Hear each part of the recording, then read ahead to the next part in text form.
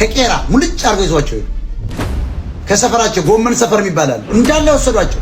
ከመካኒሳ ጉራጌ የተባለ ወጣት በሙሉ እየታሰረ ለምን አባት ነው? ጉራጌ ኢትዮጵያ አይደል?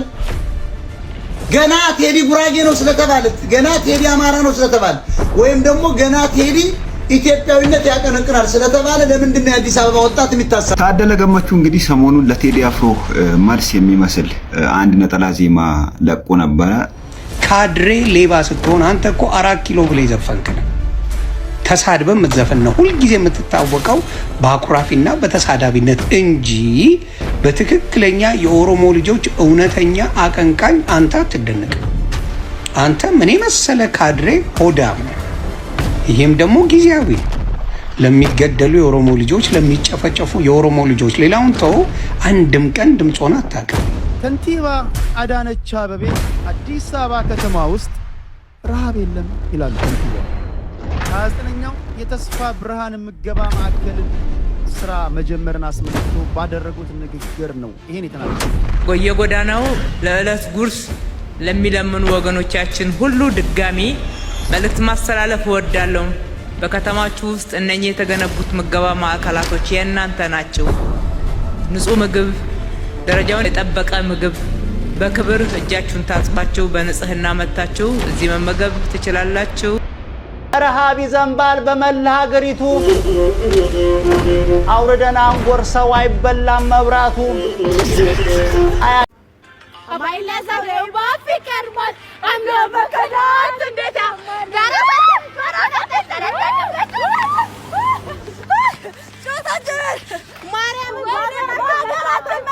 መሀል ገቡና አቆሙን ከዳር አቆሙን ከዳር።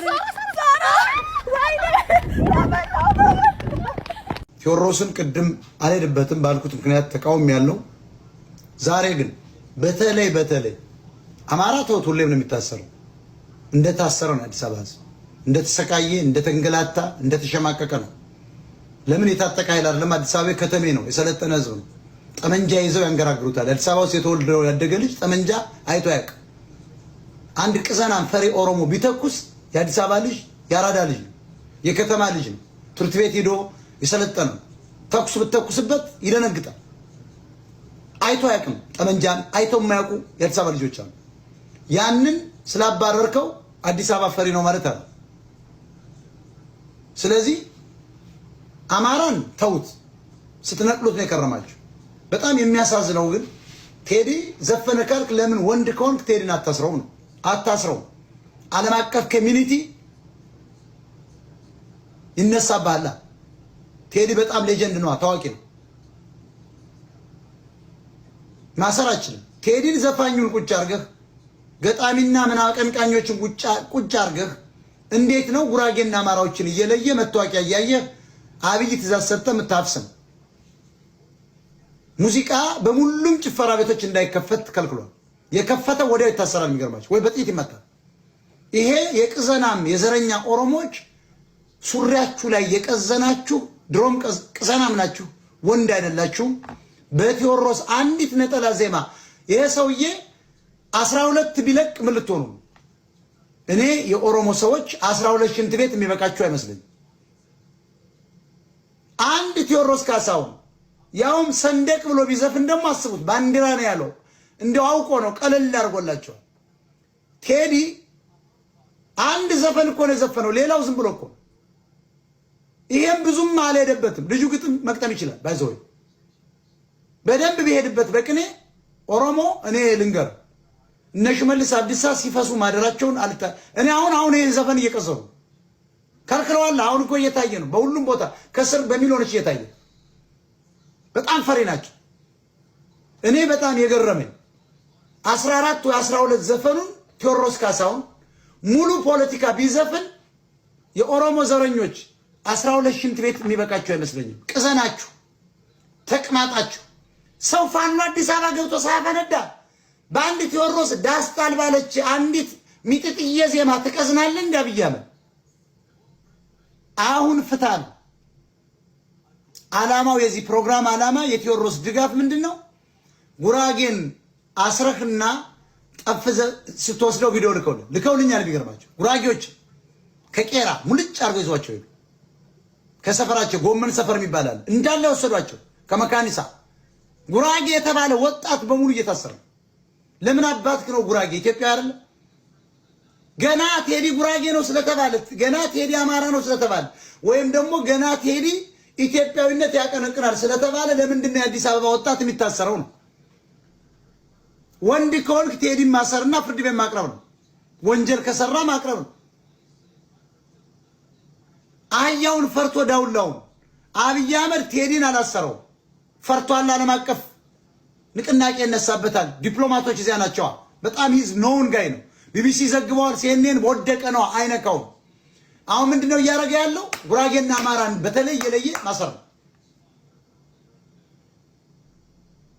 እኔ የገረመኝ ቴዲ ሲቃወሙ የነበሩ ትግሬዎች ዛሬ ለቴዲ ድጋፍ እንዴት መጡ? አሁን ማወቅ ያለባችሁ እዚህ ጋር ነው ፖለቲካ። ምናልባት ህዝባዊ አመጽ ቢነሳ 105,000 አካባቢ ቲዲኤፍ ያስገበቱን ኃይል አብይን መተው ወይ ሲፈረጥጥ ተመልሰው ቤተ መንግስቷን ለመያዝ እየተጠቀሙበት ነው እንጂ ቴዎድሮስ ካሳሁን ማንኛውም ትግሬ አይወደው። በጣም በሚገርማችሁ ሁኔታ እዚህ ከተማውን ትግሬ ቴዲን ቢያገኙት ያርዱታል። አይወዱትም። ኢትዮጵያ አቀንቃይ ነው፣ አይፈልጉትም። ማንኛውም ኦሮሞ ቴዎድሮስ ካሳሁንን አይፈልገው። ኦነግ ማለት ኦህዴድ ማለት ብአዴን አይፈልገው። ይሄ ሲስተም እንዲቀጥል ነው የሚፈልገው። ስለዚህ አሁን በቴዲ ዘፈን እንዴት ሰው ይታሰራል? ባለቤቱን ትተህ የአዲስ አበባን በረሃብ ያለቀ ምስኪን ወጣት ለምን ታስረዋል? አንቅሰና እንዲት አይነት የኦሮሞ ደግሞ እንዲት አይነት ቅሰናማዎች ናቸው። አንተ ባንክና ታንክ ይዘህ ትፈሳለህ እንዴ አንተ ቅሰና?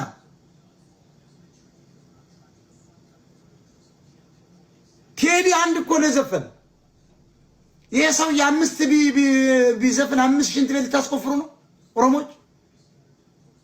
ሙሉ አልበሙ ስንት ነው? 14 ነው 12 14 ብለን የምንይዘው እንዴት ነው? ይሄ ነብይ 144 ሽንት ቤት ልታስቆፍሩ ነው እንዴ እናንተ ሰዎች? ጀግና ነን ስትሉ አልነበር? ሀገር ሰርተናል ባለ ሀገር ምን እየዘፈናችሁ ለምን ትቀዝናለህ? አንቅሰና እምብርታችንና ካልክ አዲስ አበባ እምብርት ላይ ማን ይመጣባል? አዲስ አበባ ጸጉር ስለሆነች ነው፣ ጫፍ ላይ ስለሆነች ነው። እምብርትማ ብትሆን አትፈራም ኦሮሞ። እምብርት ስላልሆነች ነው፣ ወገብ ስላልሆነች፣ ሆድህ ልብህ ትርታ ስላልሆነች ፈርታል። ጸጉር ናታ፣ ጥፍር ናት። ለኦሮሞ አዲስ አበባ ጸጉር ነች፣ ጥፍር ነች፣ ፕሪፈራል ነች፣ ጫፍ ላይ ያለች ናት። ምንም አያውቋትም፣ አልሰሯትም፣ አልተዋጉላትም፣ አላለሟትም። በአብዛኛው አዲስ አበባ ላይ ያለ ንብረት የሁለቱ ትግሮች ፎቁ ነው። ሌላው ንብረት ግን አማራና ጉራጌ ላቡን ጠብ አድርጎ የደቡብ ህዝብ የሰራው ነው። ኦሮሞ እዚያ ላይ ምንም ሚና የለም። አንድም ነገር በአዲስ አበባ ላይ አስተዋጽኦ አላደረጋቸው። ፊንፊኔ ኬኛ እያልክ ዝም ብለህ ኪኒኪን ማለት እንጂ ፎቅ እኮ ሁለቱ ፎቅ የማን ነው ቢባል ቢጣራ የሁለቱ ትግሮች የወያኔ ሻዕቢያ ነው። አንተ ኦሮሞ እንደ ቁራ ዝም ብለህ የምትጮህ ብሔር ነው። ፊንፊኔ ኬኛ የማን ነው ፎቁ ስትለው የትግሬ ይሄኛውስ የኤርትራዊ ሰውዬ ይሄኛውስ የገብረ ሊባኖስ ማን የሚባለው ህንፃ ይሄኛውስ የደብረ ጽዮን ይሄኛው መስፍን ስዩም መስፍን ሞተ እኮ ይሄ ደቡብ አፍሪካ ኤምባሲ ፊት ለፊት ያለው ይሄ እኮ እሱ ነው። እኔ አውቀዋለሁ። ፕሮፌሰር እንድሪያስ እሸቴ ጎን ያለ አይ እኮ የስዩም መስፍን ነው። ይሄን ግን መውረስ አልቻለም አብይ አህመድ። ይቅሰራ ተፈሪ ነው ደግሞ አብይ እንዴት ትግሬ እንደሚፈራው። አማራ ላይ ግን ደፍሮ ይተኩሳል። ለምን? በባህልና በሃይማኖት ስለታሰረ የደንቆሮ ስለማይተኩስበት ነው እንጂ አማራን እኮ የሚያሸንፈው አይደለም። ፋኖ ታዲያ ሁሉ የኦሮሞ ኃይል ማርኮት ለምን አላሸነፈም ስትሉ ትግሬዎች እዚያው ቁጭ ብለው በክልል ውስጥ እየሰለሉ ወደ ክልሉ ለቆ ወጥቶ እንዳይዋጋ እነሱ እስከሚጠናከሩ አማራን ለአማራ እያዋጉ እያዳከሙ ነገ በተዳከመ አማራ ላይ ዘለው ለመግባት ማለት ነው። ይሄን ነው የምቃወመው። ስለዚህ የቴዲ አፍሮ ሙዚቃ ወቅቱ አይደለም። ለምን የዛሬ 7 ዓመት ወሎዬ ሲጨፈጭፉ አልዘፈንም?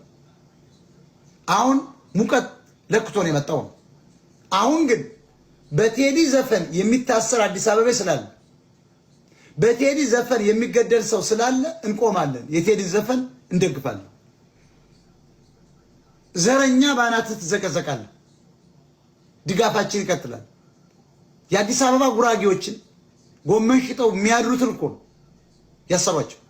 ምንም የማያውቁ ወጣቶች እዛው ተወልዷል፣ እዚያው አድጓል። መከረኛ ብሔር ብሎ በየቀበሌው እየሰበሰበ ጉራጌ አማራ እያለ ይሰጣል። ለመለየት እኮ ነው እንጂ አዲስ አበባ ጉራጌዎች አሁን ምንም የሚያውቁ ነገር የለም። እነሱ የሚያውቁት ኢትዮጵያ አዲስ አበባ ልጅ መሆናቸው ነው። ከእንድብር ይምጣ አጎቱ አያቱ አያውቀው። እሱ ፒያሳ ነው የተወለደው፣ ያራዳ ልጅ ነው። በቃ አማራው ቦሌ ነው የተወለደው፣ ያራዳ ልጅ ነው። ሲኤምሲ ነው የተወለደችው፣ ያራዳ ልጅ ነች። የምታውቀው ነገር የለም። ከጎጃም ትምጣ አያቷ አባቷ፣ ከጎንደር ይምጣ እሷ ተንደላቃ እዚያ ጋር ያደገች የተባለች ልጅ ነው። አማራ የግድ ልታረጋት አትችልም። የግድ ጉራጌ ልታረጋው አትችልም። አዲስ አበባ አስተሳሰቡ አዲስ አበባ ኢትዮጵያኒዝም ነው። በአንድ ብሔር ሊሸጉጠው የሚችል ወላይታዊ ልታረጋው አትችልም። እዛው የተወለደን አዲስ አበባ ዘረኛ ልናረጋው አንችልም።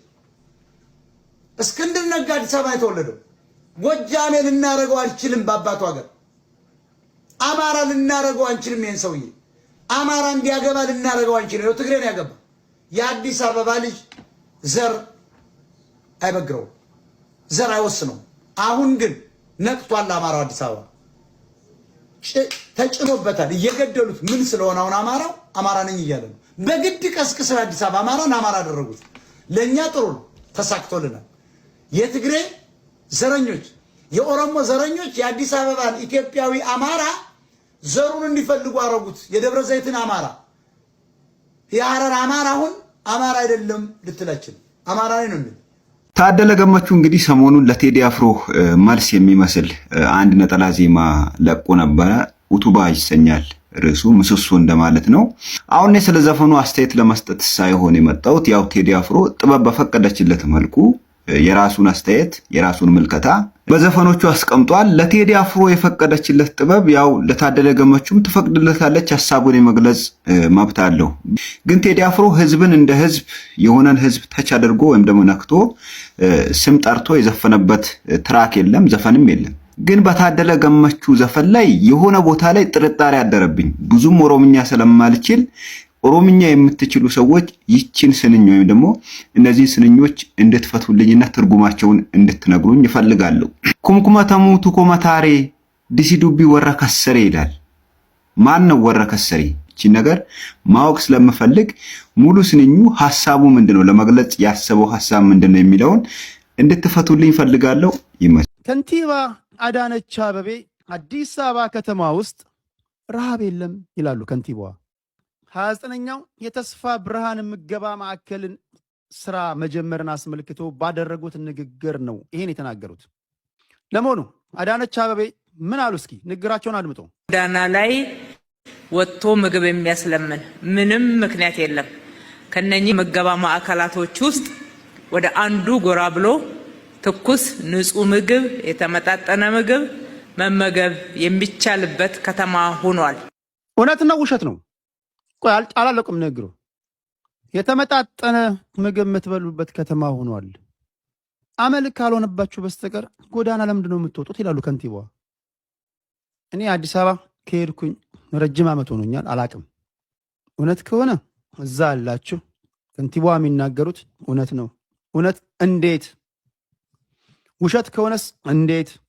እሺ ይቀጥላሉ ከንቲባዋ። ጎዳና ላይ የሚያስወጣ ምክንያት አዲስ አበባ ላይ በአሁኑ ሰዓት የለም። ጎዳና ላይ ከተናገርኩት ውሸት ነው የተናገሩት። እኔ የነገርኳችሁ በሄድ ላይ ይሄው እንዳሉት ነው። ይሄ እውነት ነው ውሸት ነው? ጎዳና ላይ የሚያስወጣ ምክንያት የለም ብለዋል። ይሄ እንዴት ታዩታላችሁ? ስለዚህ በየጎዳናው ለዕለት ጉርስ ለሚለምኑ ወገኖቻችን ሁሉ ድጋሚ መልእክት ማስተላለፍ እወዳለሁ። በከተማችሁ ውስጥ እነኚህ የተገነቡት ምገባ ማዕከላቶች የእናንተ ናቸው። ንጹህ ምግብ፣ ደረጃውን የጠበቀ ምግብ በክብር እጃችሁን ታጥባችሁ በንጽህና መታችሁ እዚህ መመገብ ትችላላችሁ። ይሄን እውነት ነው ካላችሁ ካናዳ ወይም ሌላ ሀገር ያላችሁ ምን ታደርጋላችሁ? ከእናንተ የሚጠበቀው እጃችሁን መታጠብ ብቻ ነው የሚሉት። ይሄ እውነት ነው። መሄድ አይጠበቅብህም እኮ ቴካዌ ያደርጋሉ። እኔ እንደውም ምግብ ማብሰል ላይ ትንሽ ደካማ ነኝ። ቴካዌ ያደርጋሉ እንዴ? እሺ ሌላስ? እና ተጠቀሙበት ማለት እወዳለሁ። ይሄ ነገር እውነት ነው ውሸት ነው? የአዲስ አበባ ከተማ ከንቲባ ወይዘሮ አዳነች አቤቤ የተናገሩት ንግግር እንዴት አያችሁ ነው ጥያቄ። ረሃብ ይዘንባል በመላ ሀገሪቱ፣ አውርደን አንጎርሰው አይበላም መብራቱ። አያ ቤት ቢበላ ቢታኘ ካምፖሉ፣ በማዳበሪያ አርገን ታሽጎ እንደህሉ እናዳርስ ነበር በየማዕከሉ። ወግ እንዲል ቀናቸው እሱን እንደበሉ